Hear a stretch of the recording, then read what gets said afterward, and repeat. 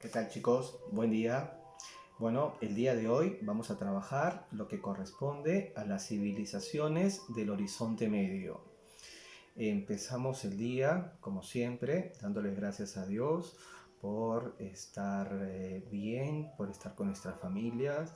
No nos olvidemos, le pedimos a Diosito por nuestras familias, le pedimos a Diosito por nuestro país, sobre todo en esta época en la cual estamos viviendo, esta época de pandemia.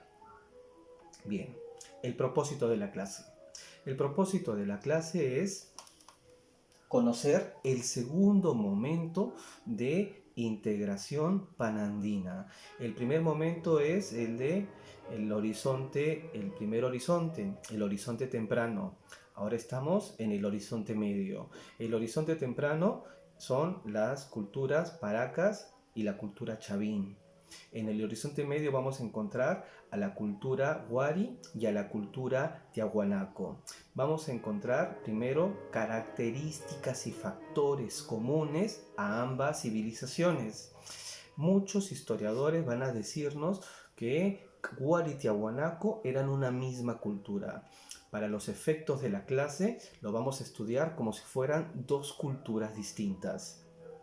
Bien, entonces empezamos con el propósito de la clase, el nombre del tema, el horizonte medio, entre el 600 y el 900 después de Cristo. ¿Cuáles son las características comunes que van a tener estas dos civilizaciones? Primero, imponentes ciudades. Las ciudades, la forma en la cual se construyeron las ciudades, la religión, sistemas económicos muy particulares, sociedades organizadas políticamente muy compleja. Entonces, una construcción de ciudades, los sistemas económicos particulares, ahora lo vamos a ver por qué, el factor religioso, un dios que lo vamos a encontrar desde un dios del horizonte temprano, y sociedad, un tipo de sociedad que les va a permitir sobrevivir en las dos regiones donde es muy difícil establecer las actividades económicas que ellos tenían como actividades económicas base. Vamos a entrar poco a poco con el tema con cada una de las características que quiero que veamos. He dividido este tema en 4 partes. La primera parte, la que está aquí, son las características propias que van a tener las dos civilizaciones que van a estar en el horizonte medio, con sus características que van a tener en común, porque tienen un montón de características en común, pero también tienen cosas particulares. Después vamos a ver cuáles son esas cosas que van a tener en particulares estas dos civilizaciones. Vamos a ver cómo era su economía, cómo era su espacio geográfico, vamos a ver las distintas etapas del desarrollo de los tiahuanacos y vamos a ver su organización social y política de los tiahuanacos cuando terminemos. Cuando terminamos todo esto, vamos a entender cómo funcionaban los tiahuanacos. Bien, entonces hablamos de sus ciudades, de su religión, de su organización social, ¿no? Pero no era lo único. Ambas culturas, ambas civilizaciones estaban en lugares donde se hacía muy difícil la vida. Los tiahuanacos se van a ubicar en el altiplano peruano-boliviano, en la meseta del Collao. En cambio, los huaris se van a ubicar más al norte, en la misma sierra, se van a ubicar en la región de Ayacucho. La región de Ayacucho, en donde se van a ubicar, es una zona muy pedregosa. Y en el caso de los tiahuanaco, la región en donde se van a encontrar la meseta del Collao, el altiplano peruano-boliviano, 3.800 metros sobre el nivel del mar. Frío, un frío, ¿no?, con temperaturas terribles. Pero van a tener ambas civilizaciones Habíamos dicho que íbamos a ver las cosas en común. Primero, el asunto religioso. Ambas civilizaciones van a darle un culto a un dios particular, que se le va a llamar el dios de las varas, el dios de los báculos, ¿no? Después, la difusión de un estilo artístico muy semejante, tanto en el diseño como en las formas, y la utilización de los colores en las actividades artísticas. Lo siguiente es el surgimiento de estados militares, estados militaristas y expansionistas. Buscaban expandirse, ¿no? Y al mismo tiempo con fuerte raigambre militar. Y por último, un modelo de ciudad, un modelo urbanístico estándar, características comunes de los Tiahuanaco y de los Wari dentro de las civilizaciones del Horizonte Medio. Eso es lo que ambas culturas van a tener en común. Ahora hemos dicho que vamos a ver también lo que Tiahuanaco tenía propio de ellos, particular de ellos. Primero, el área, el espacio geográfico de los Tiahuanacos. Los Tiahuanacos se encontraban en el altiplano peruano-boliviano, 3.800 metros sobre el nivel del mar, la meseta del Collao. Pero su área de influencia no tan solo era esa, ¿no? No tan solo estaban ahí, tenían un área de influencia que llegaba hasta la región andina de Argentina y hasta Chile, a la región costera del norte de Chile, igual el norte, la región andina del norte de Argentina. ¿Cuáles eran las características de estas zonas? El clima era muy severo. ¿Por qué era muy severo? Granizadas, heladas y sequías muy frecuentes. Esto condicionaba, dificultaba las condiciones de vida de los pobladores de esta zona, ¿no? Entonces, eso es el espacio de los Tiahuanacos, una zona muy difícil para vivir. Ahora, la economía. La economía estaba basada en 5 pilares. Primero, su agricultura. Van a tener una agricultura que se va a basar en maíz y tubérculos. ¿Qué tipo de tubérculos? La papa, la oca, el oyuco. Y además de eso, la utilización de técnicas agrícolas para poder sobrevivir en estos lugares agrestes. ¿Qué técnicas agrícolas van a usar? Los andenes, los camellones y las cochas. Después de eso, la pesca y la recolección de totora que crece en el lago Titicaca.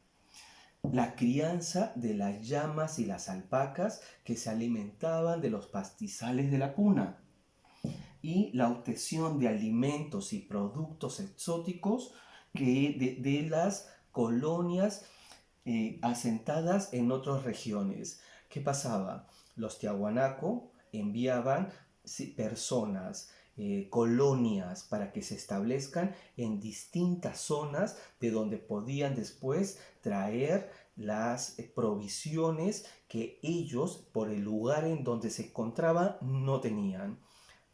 ¿No? Tuvieron un montón de herramientas que eh, que les permitieron sobrevivir y expandirse en el lugar en donde se encontraba. Esto que acabo de decirlo son los 5 pilares de su economía. Hemos visto el espacio en donde se encontraban, los países que albergaban.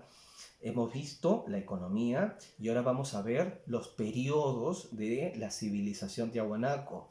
Vamos a encontrar 3 periodos distintos, ¿no? Los procesos históricos de Tiahuanaco. El primer periodo lo vamos a llamar el periodo inicial. El periodo inicial de los Tiahuanaco va a estar entre el 200 a.C. y el 600 después de Cristo. Y van a estar ubicados en, hemos dicho, el altiplano peruano-boliviano, la meseta del Collao. ¿Qué va a pasar? Hay una cultura muy importante, los Pucara.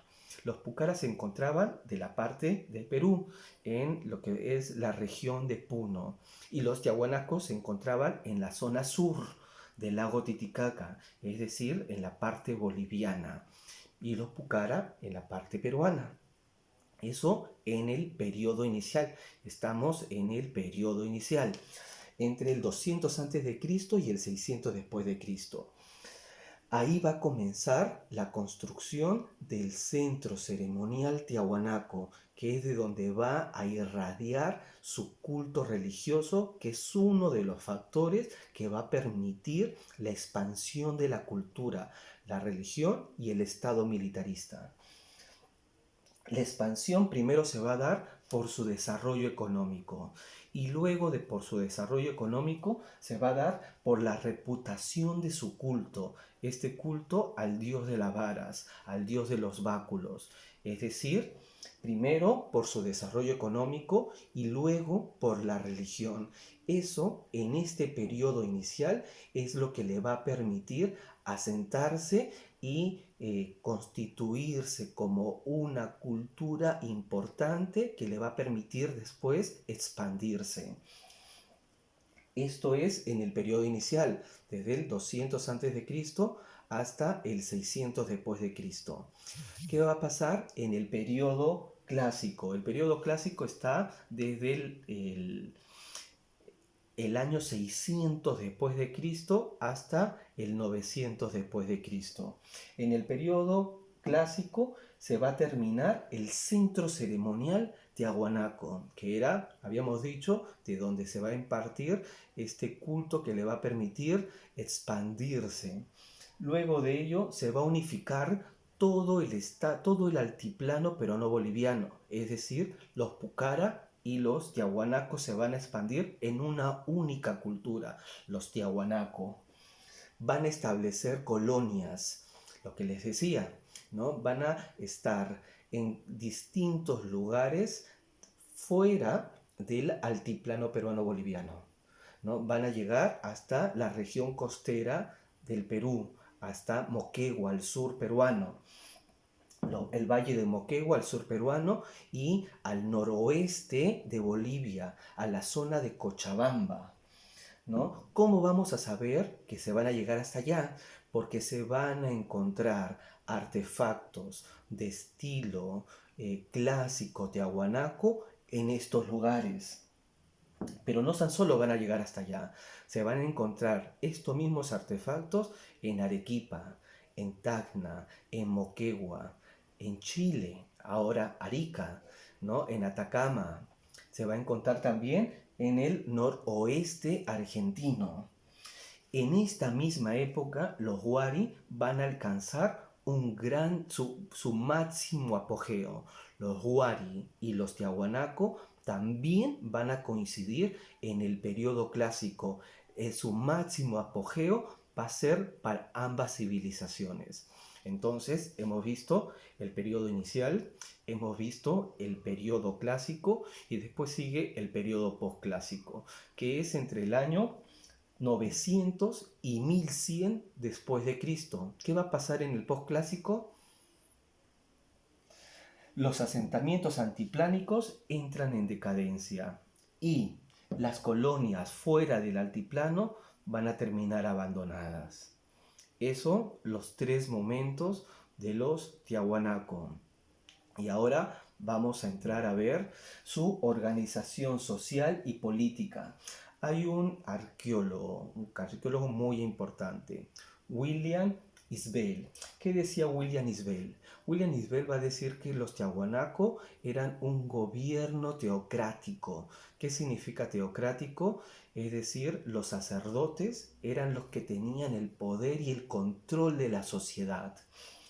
¿Qué significaba? Había una élite sacerdotal que era la que hacía que los tiahuanacos se pudieran expandir. Es decir, la religión era un eje primordial para la expansión de los tiahuanacos.